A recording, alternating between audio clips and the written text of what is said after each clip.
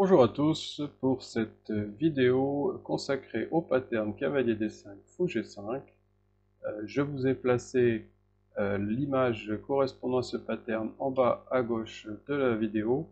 Et puis si vous voulez retrouver la définition, l'introduction au pattern, je vous encourage à voir la vidéo qui concerne ce thème. Dans ce premier exemple, nous allons retrouver la partie italienne. Et simplement, les noirs se contentent de jouer la symétrie. Je m'arrête quelques instants à ce point pour vous montrer la constitution de la première brique de notre pattern avec fou G5. L'idée des blancs est simplement de clouer le cavalier qui ne peut pas jouer sans évidemment exposer la dame à l'arrière. Les noirs vont continuer à jouer la symétrie et les blancs, qui ont l'avantage du trait, vont jouer cavalier D5. Nouvelle pression sur le cavalier F6. Dans ce premier exemple, nous allons voir l'erreur typique de joueurs inexpérimentés qui joueraient H6. Pourquoi c'est une erreur? Simplement parce que le pion G7 est maintenant surchargé à la défense de deux pièces, le cavalier F6 et le pion H6.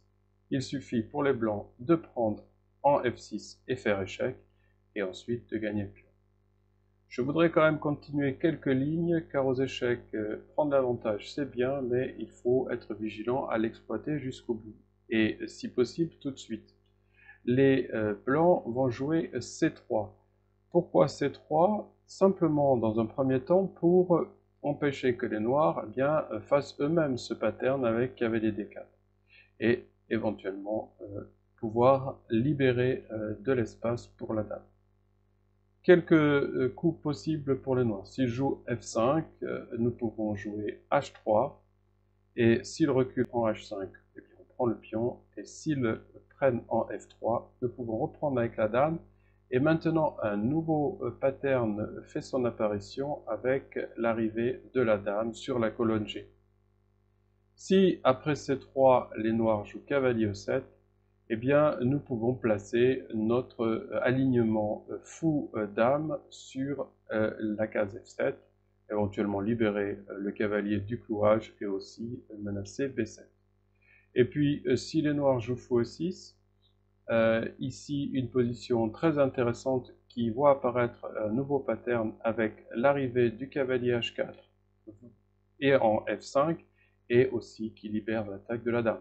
Par exemple, cavalier H4 et sur roi H7, dame H5, les blancs ont une attaque dévastatrice. Voilà pour notre premier exemple qui illustre l'erreur typique H6.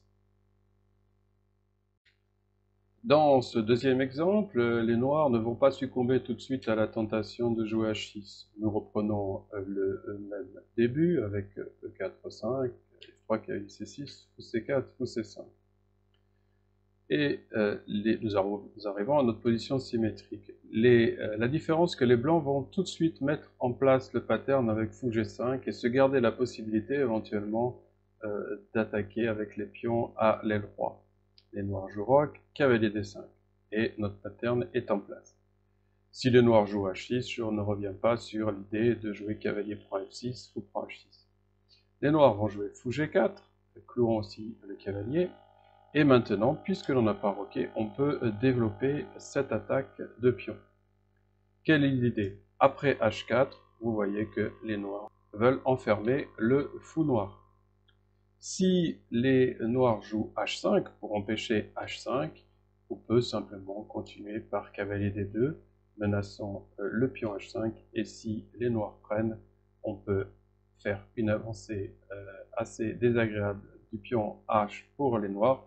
On vise maintenant le pion G7 et le pion ne pourra plus défendre le cavalier F6. Si on revient à H4, les noirs sont donc maintenant quasiment obligés de jouer H6 et on peut gagner le pion comme espéré et continuer par exemple par H5 et tour G1 avec l'idée d'attaquer le roi qui est maintenant dans une situation très compromise.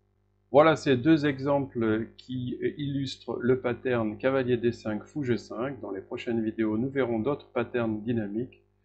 Pour cela, je vous encourage à vous abonner à ma chaîne YouTube pour de nouveaux thèmes tactiques et stratégiques. À bientôt, au revoir.